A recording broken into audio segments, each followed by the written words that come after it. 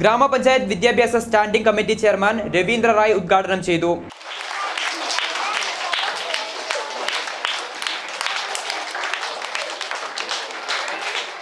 ವಾಚನ ವಾರ ಸಾಂಕೇತಿಕವಾಗಿ ಮಾತ್ರ ಮಾಡುವಂತಹ ಶಾಲೆಗಳಲ್ಲಿ ನಾನು ಕಾಣ್ತಾ ಇದ್ದೇನೆ. ಹಾಗೆ ಈ ಶಾಲೆ ಆಗಲ್ಲ.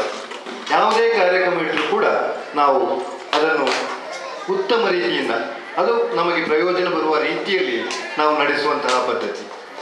ಇದು ಕೂಡ ಹಾಗೆಯೇ ಒಂದು ಉತ್ಸವವಾಗಿ ಒಂದು ವಾಚನ ವಾರ ನಮ್ಮೆಲ್ಲರ ಭವಿಷ್ಯದಲ್ಲಿ ಅದು ನಮಗೆ ಉಪಯೋಗಪ್ರದವಾಗಲಿ ಅಂತ ನಾನು ಪ್ರಥಮವಾಗಿ ಹಾರೈಸ್ತೇನೆ.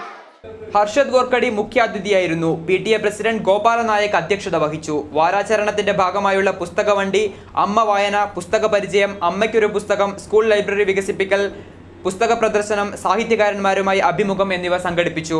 ഹെഡ്മാസ്റ്റർ സീതാരാമ, താരാനാഥ് മഥൂർ, ബാലകൃഷ്ണ, അഗ്ഗിത്തായ, ബേബി സവിത എന്നിവർ പ്രസംഗിച്ചു.